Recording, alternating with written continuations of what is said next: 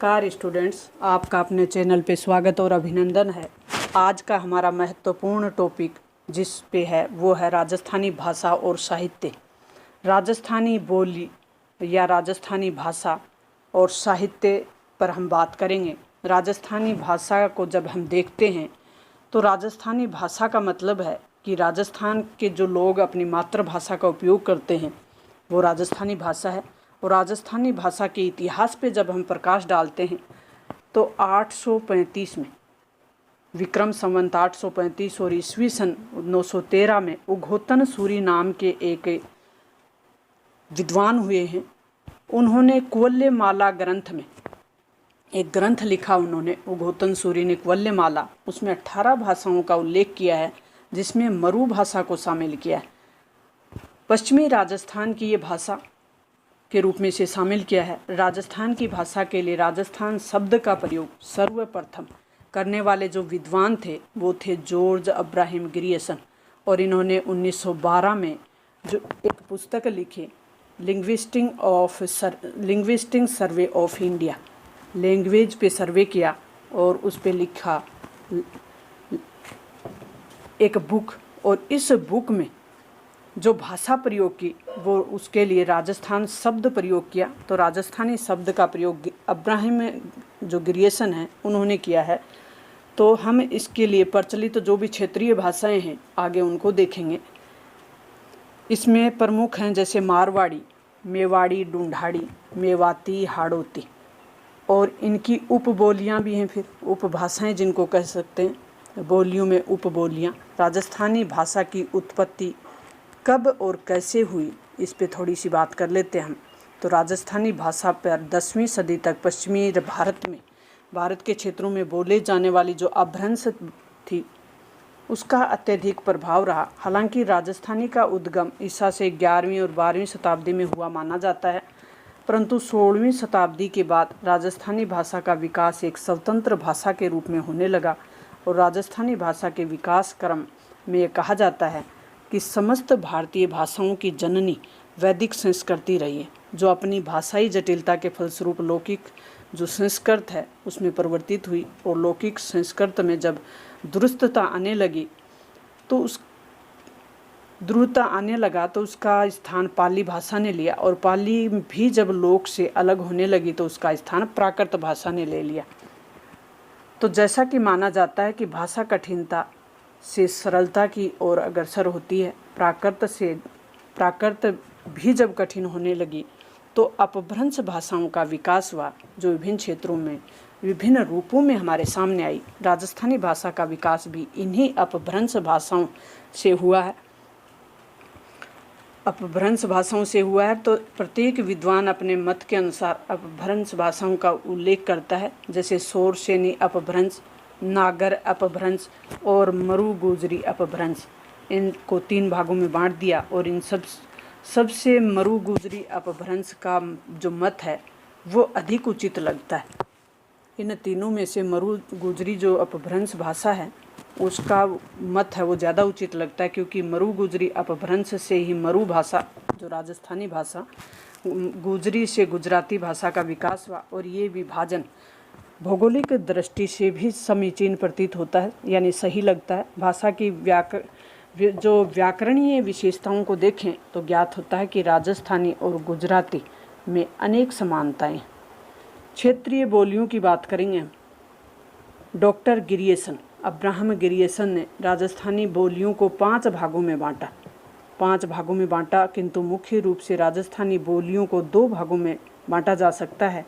तो आप ग्रियर्सन ने 5 भागों में बांटा, हम इसको 2 भागों में बांट सकते हैं। पहले एक तो पश्चिमी राजस्थान की भाषा जिनमें मारवाड़ी, मेवाड़ी, बागड़ी और शेखावाटी इसको शामिल कर लें।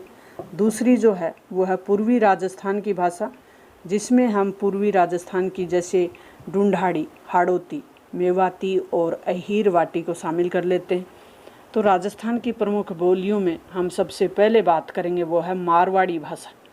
मारवाड़ी भाषा का इतिहास और किस तरीके से ये भौगोलिक क्षेत्र है, इसका भौगोलिक क्षेत्र है वो मारवाड़ है। और मारवाड़ क्षेत्र का मारवाड़ राज्य का भौगोलिक क्षेत्र बहुत बड़ा है और इस क्षेत्र की बोली जाने वाली बोली को मारवाड़ी के नाम से जाना गया और इसी कारण से राजस्थानी बोलियों में मारवाड़ी बहुत महत्वपूर्ण है और साहित्य सर्जन भी इसी में अधिक हुआ है।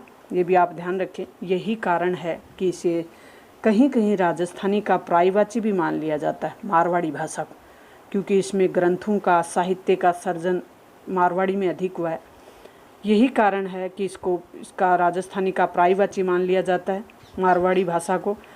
मारवाड़ राज्य, प्राचीन जो मारवाड़ राज्य है वो राजस्थान की पश्चिमी सीमा से जुड़ा है, इसलिए मारवाड़ी को पश्चिमी राजस्थान से जोड़ दिया जाता है। आज इस बोली में जैसे अगर हमें ज़िले शामिल करें तो वो जोधपुर, बीकानेर, नागौर, बाड़मेर, जैसलमेर, पाली तथा शेखावाटी का कुछ क्षेत्र इससे संबंध है। थली और गोडावणी बोलियां इसकी उपबोलियां हैं। थली और गोडावड़ी बोलियां इसकी उपबोलियां हैं, ये भी आपको ध्यान रखना है। मेवाड़ी, अब हम मेवाड़ी भाषा की बात करेंगे जो कि मेवाड़ के आसपास के क्षेत्रों में बोली जाती है और साहित्य परंपरा की दृष्टि से देखें तो मारवाड़ी के पश्चात दूसरा स्थान है वो है मेवाड़ी भाषा का, क्योंकि साहित्य का सर्जन इसमें ज़्यादा हुआ है। जब हम बात करें कि मेवाड़ क्षेत्र या कहें कि मेवाड़ी कहाँ कहाँ बोली जाती है तो उदयपुर, चित्तौड़गढ़, राजसमंद और भीलवाड़ा का क्षेत्र है वो मेवाड़ी बोली का क्षेत्र कहा जाता है। मेवाड़ी के पर्वतीय क्षेत्रों में बोले जाने वाली मेवाड़ी को पर्वतीय मेवाड़ी और मैदानों में बोली जाने वाली को मैदानी मेवाड़ी कह दिया जाता है। ढूंढाड़ी, जयपुर के आसपास का क्षेत्र ढूंढाड़ कहलाता है, या कहें कि राजस्थान में प्राचीन ढूंढाड़ प्रदेश जिसका संबंध आमेर राज्य से रहा है उस क्षेत्र की बोली को ढूंढाड़ी बोली कहा जाता है। और इस बोली की सबसे बड़ी विशेषता है 6 शब्द का प्रयोग होना। इस शब्द का प्रयोग गुजराती के प्रभाव को इंगित करता है, तो ये भी आप ध्यान रखें। ढूंढाड़ी बोली में जो प्रमुख विशेषता है वो 6 शब्द का प्रयोग है और 6 शब्द का प्रभाव, 6 शब्द को जब हम देखें तो इस पर गुजराती का प्रभाव ज़्यादा दिखाई देता है। आधुनिक राजस्थान में जयपुर, दौसा, बगरू, दूदू तक ये जो क्षेत्र है वो ढूंढाड़ी क्षेत्र कहा जाता है। तोरावाटी, राजावाटी, नागरचोल इसकी उपबोलियाँ हैं, क्योंकि आजकल एग्जामिनर उपबोलियाँ ज़्यादा पूछते हैं, तो तोरावटी, राजावटी और नागरचोल ढूंढाड़ी बोली की उपबोलियाँ हैं, ये आप ध्यान रखें। हाड़ौती क्षेत्र की बोली का ध्यान अब हम सहज और सरल विश्लेषण करेंगे तो हाड़ौती, हाड़ा राजपूतों के राज्य के संबंधी जो क्षेत्र था उसे हाड़ौती बोली क्षेत्र माना गया और इस बोली में ढूंढाड़ी की तरह 6 शब्द का प्रयोग किया जाता है। मेवाती, मेवाती में मेव जाति का आधिक्य होने के कारण अलवर, भरतपुर के क्षेत्र को मेवात कहा जाता है और इस क्षेत्र की बोली को मेवाती। इसका क्षेत्र जो है वो राजस्थान के आसपास हरियाणा, राजस्थान का वो क्षेत्र जो हरियाणा के आसपास हैं उनमें ये बोली बोली जाती है।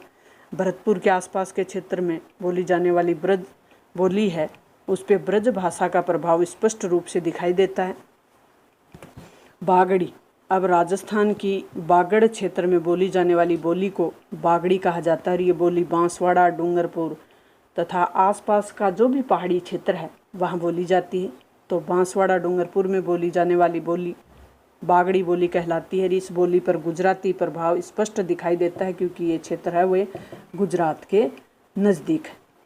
मालवी, प्राचीन जो मालवा प्रदेश था उस क्षेत्र के आसपास के क्षेत्रों में मालवी भाषा बोली जाती है, इसलिए मालवा प्रदेश से जुड़े राजस्थान के क्षेत्र पर इस बोली का गहरा प्रभाव है जिसका अंतर करना बहुत कठिन है। इसलिए मालवी को ही राजस्थान की बोली स्वीकार किया गया। राजस्थान के प्रतापगढ़ के क्षेत्र इस बोली का क्षेत्र है। प्रतापगढ़ का जो आसपास का क्षेत्र है वो इसी में आता है। मध्य प्रदेश का रतलाम, झाबुआ आदि का क्षेत्र इस बोली का क्षेत्र है। रागड़ी और नीमड़ी इस बोली की उपबोलियाँ हैं, ये आप ध्यान रखें, रागड़ी और नीमड़ी। शेखावाटी, अब जो शेखा महाराजा शेखा हुए, राव शेखा हुए, उनका जो क्षेत्र रहा उसे शेखावाटी नाम से जाना गया और इस क्षेत्र की बोली को शेखावाटी कह दिया जाता है। आज चूरू, झुंझुनू, हनुमानगढ़, सूरतगढ़ और गंगानगर तक का क्षेत्र इसी बोली में शामिल कर लिया जाता है। शेखावाटी जिलों में अगर बात करें तो झुंझुनू, चूरू और सीकर 3 जिले आते हैं। भीली और अन्य ढूंढाड़ी बोलियाँ। राजस्थान में आदिवासी जनजातियों का बहुत बड़ा जो समूह है वो पहाड़ी क्षेत्रों में रहता है और इनमें कबीला संस्कृति आज भी पाई जाती है। तो इस प्रकार की जनजातियों में भील, मीणा, ग्रासिया प्रमुख हैं और इन भीलों का जो क्षेत्र है वो व्यापक है और इनकी बोलियों में भीली जो बोली है वो प्रमुख है। इनके साथ साथ अन्य जातियों की बोलियों को भी पहाड़ी बोलियों के अंतर्गत स्वीकार किया जाता है, लेकिन जिन जिन क्षेत्रों में जातियां निवास करती हैं उन क्षेत्रों की बोलियों को भी उनके आसपास के जो क्षेत्र हैं उनका गहरा प्रभाव पड़ा है। इस प्रकार ये कहा जाता है कि भाषा का निर्माण उपभाषाओं या बोलियों द्वारा ही होता है। इस रूप में निश्चित है कि राजस्थानी बोलियों से ही राजस्थानी भाषा का विकास हुआ है। तो राजस्थानी बोलियों, उनकी उपबोलियाँ, क्षेत्रीय बोलियाँ, क्षेत्रीय भाषा आदि का हमने बड़े ही सरल और सहज तरीके से विश्लेषण किया है। हमने देखा कि राजस्थानी भाषा का राजस्थानी जो शब्द यूज किया है वो सबसे पहले अब्राहम गिरियसन ने किया। उघोतन सूरी ने अपने ग्रंथ में इसके लिए मरु भाषा शब्द का प्रयोग किया था। तो ये जो अपना चैप्टर है क्षेत्रीय बोलियों का ये यहाँ पूरा करते हैं हम। नेक्स्ट जो वीडियो होगा अपना जो राजस्थानी साहित्य पे होगा, तब तक आप अपने दोस्तों के साथ शेयर करें, पॉजिटिव रहें, तैयारी करें कंपटीशनों की। और चैनल पे नए हैं तो चैनल को सब्सक्राइब ज़रूर करें। मिलते हैं नेक्स्ट वीडियो में, तब तक ऑल द बेस्ट।